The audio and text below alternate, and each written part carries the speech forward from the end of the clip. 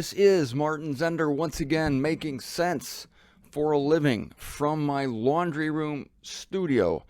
If you're watching on the laundry cam, hello, hi. If you're listening in your car or while you're laboring away in the kitchen, welcome to the show.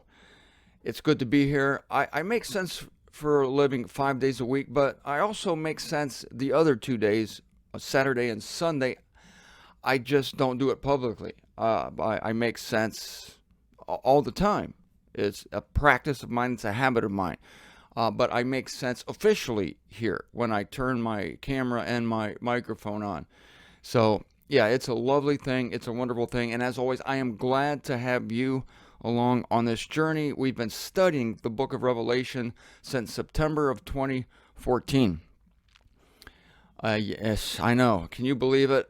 I remember talking about this show for a long time, and many of you were saying, Zender, when are you going to start the Revelation series? And then I had some setbacks, some personal setbacks back in 2012, 2013 when I was going to start this show, and I strained your patience at that time, but finally we launched, didn't we? And once we launched, forget about it. I'm gonna finish it. I'm tenacious that way, very tenacious. So comfort yourself with that fact.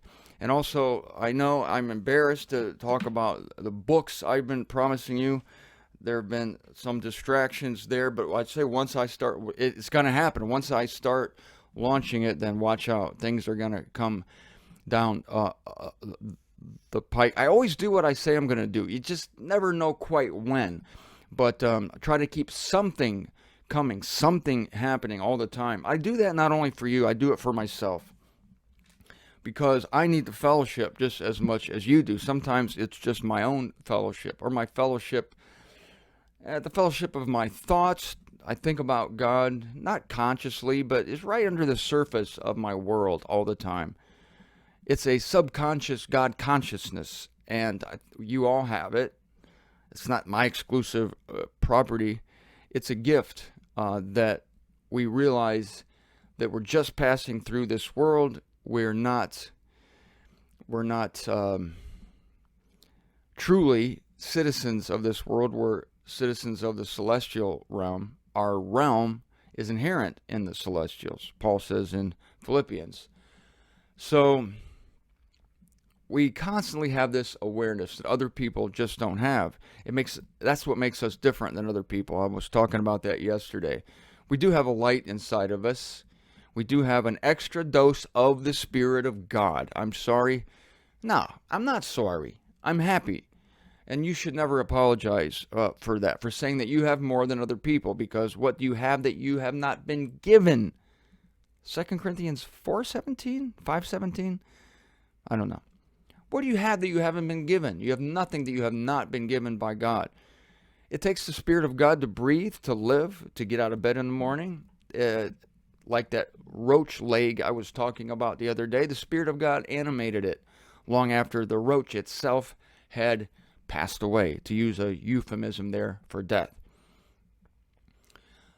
And it takes extra spirit, though, to comprehend the things of God, these facts, these truths that we're discussing. It takes an extra dose of spirit. These things are spiritually examined, Paul says. Paul says that we're examining things spiritually, that is, by the Spirit of God, that animates us and makes us go, oh, I understand now.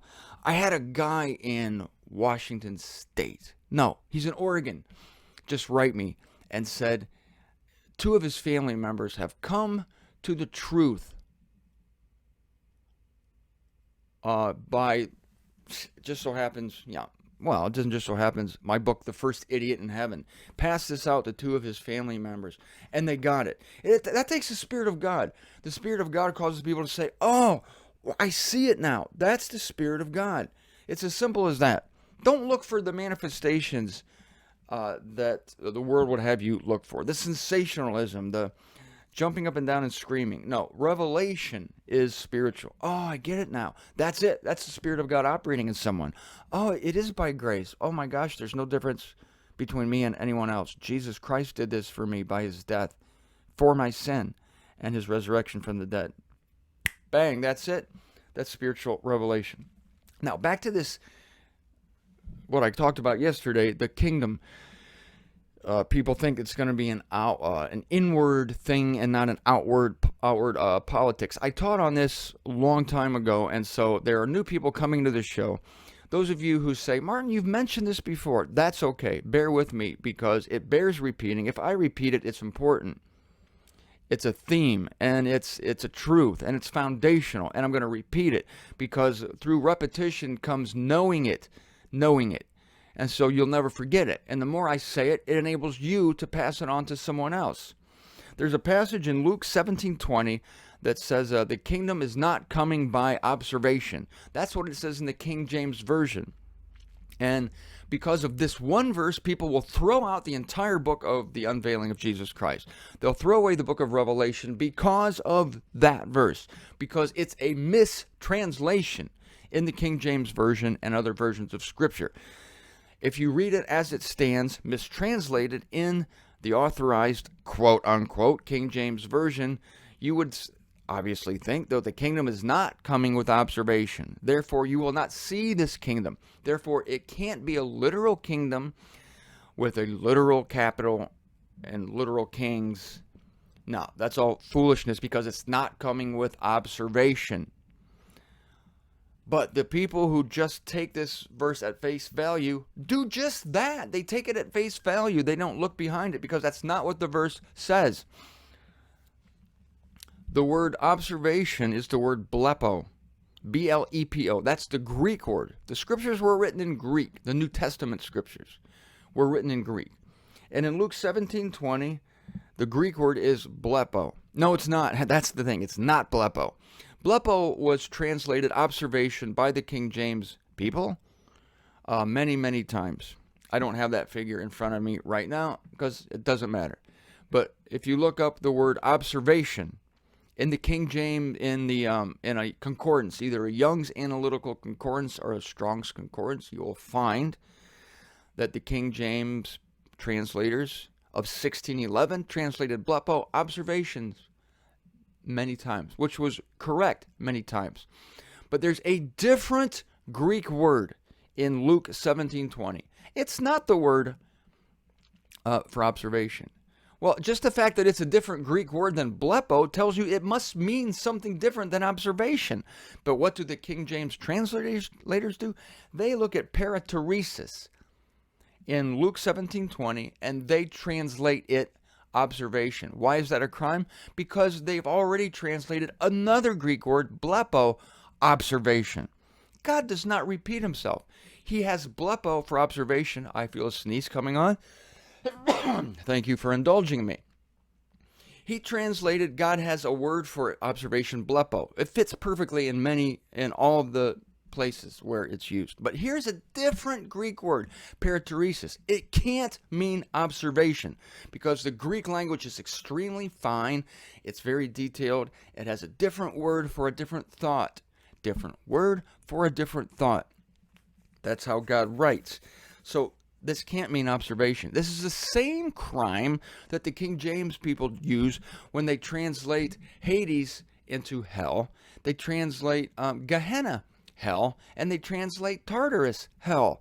Three different Greek words with distinct meanings. To translate all three different words with one English word is a translating crime. There are over 20,000 of these translating crimes in the King James Version.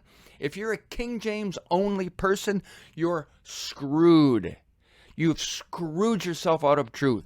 Even the King James translators themselves said in the introduction to the 1611 version, which has been lost except in certain scholarly works, which brings it back, they said that better translations will come. They realized their work was not inspired. They realized that other better translations would come. Here's a question I pose to you. How would a better translation come? Thought the King James was authorized. The king decreed that a version should be made that did not depart from the standard issue beliefs of the Church of England. Well, perhaps by consistent translating, perhaps better versions would come by the intelligence of people who realized that if God says blepo in one place and he says parateresis in another place, that must mean two different things because it's two different words. An 8-year-old figures that out, right? But not the eminent scholars of 1611. That seems to mean, no, this is how they did it. We've got blepo here. We've translated blepo many times into observation. Well, we've got a different word here. Look, Luke 16:11. It's not blepo, it's parateresis. I wonder what that means. Well, I don't know. They talk like the fab before. Well, maybe it means, let's just put observation. But we already used that word for blepo. I'll use it again. It's a nice word, observation. Besides, I don't think the kingdom comes with observation. I think I'm going to put my personal interpretation in here. Oh, but it's not a translation anymore then, is it, mate? It's an interpretation. Yeah, well, you might be right about that. It's not an observation, it's an interpretation. But, if we make blepo the same as parateresis, we might as well make interpretations, observations, or interpretations, translations, and so on and so forth. And so, they called it a day. And they translated Luke 17:20 by observation. Screwing you out of truth. Not you. Because you're going to be in the know here in 30 seconds when I tell you that this word should be translated scrutiny. That's right. In Luke 17:20, the kingdom does not come with scrutiny. This is a different thought. It's a different word. It's a different meaning. Because the Pharisees were arguing about, when does the kingdom come? When does the kingdom come? What are the signs of the end times? And Jesus said, hey, dum-dums, the kingdom does not come with scrutiny. It comes with great signs, with great wonders, with lightning, with thunder, with all these judgments and trials we're looking into. Because, see, the Pharisees wanted to be the ones who knew, the only ones. They wanted to be part of an exclusive group that knew the kingdom when it came. And they wanted to know the secret so that they could recognize it before the hoi polloi, before the rabble, before the common man and woman discovered it. Jesus blew that out of the water by saying, forget about it. The kingdom's not coming with scrutiny. In other words, scrutiny is going to be useless when the kingdom is going to come with such gigantic signs, lightning, thunder, bowls, seals, blood, the darkening of the sun, the darkening of the moon, earthquake, that your scrutiny is a joke. It's going to be a joke because the whole world's going to know that the kingdom is coming. That was the point. The kingdom's not coming with scrutiny. It certainly is coming with observation. It's coming with such gigantic observation that scrutiny is going to be useless. You're not going to need to get out your special Walmart reading glasses to see the kingdom because it's not coming with scrutiny. That's what parateresis means, scrutiny. It's the only time this word appears. The King James guys just got lazy. We got a little bit lazy that. Yeah, we had to go home. Our wives had all dinner ready. We had to get on it. It's a different one. That's make observation, just like blepo. What the hell? Nobody will ever know. Nobody will ever know because they never realized that somebody would invent a concordance. Ouch. That will leave a mark. Those guys never even could imagine that somebody would invent a concordance. That'd be their worst nightmare. Somebody would develop a system, by the way, by which they could be checked up on. When you get your statement from the bank, do you take it at face value? Or do you analyze things? Wait a minute, did they get this right? Did they get this right? When the ATM dispenses your cash, do you just put it in your pocket or do you count it? 20, 40, 60, 80, 1. Okay. You check on them. King James guys thought that would never happen. And nobody will ever know. Who cares? Just let's go. Never realizing that someday there would be a tool, reference tool, where somebody could say, look at this. Look at this. They translated blepo observation, but they also translated parateresis observation. Those bloody bastards. How could they have done it?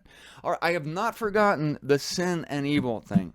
I told you yesterday and possibly the day before that I was going to tell you how that these kings giving their kingdom to the wild beast was a sin, but that God was causing it to happen. And the temptation would be to think that God is a sinner. No, God is not a sinner. God never makes a mistake. I will explain to you how God can do this without sinning. That's right. You're never going to find this information anywhere else on the internet or the intranet or any other kind of net. You just won't. You're getting it here from a laundry room on a laundry cam. So stay tuned tomorrow. Unless I get sidetracked, that'll never happen, right? I'm going to tell you the difference between sin and evil, and possibly other things that I will think of tomorrow.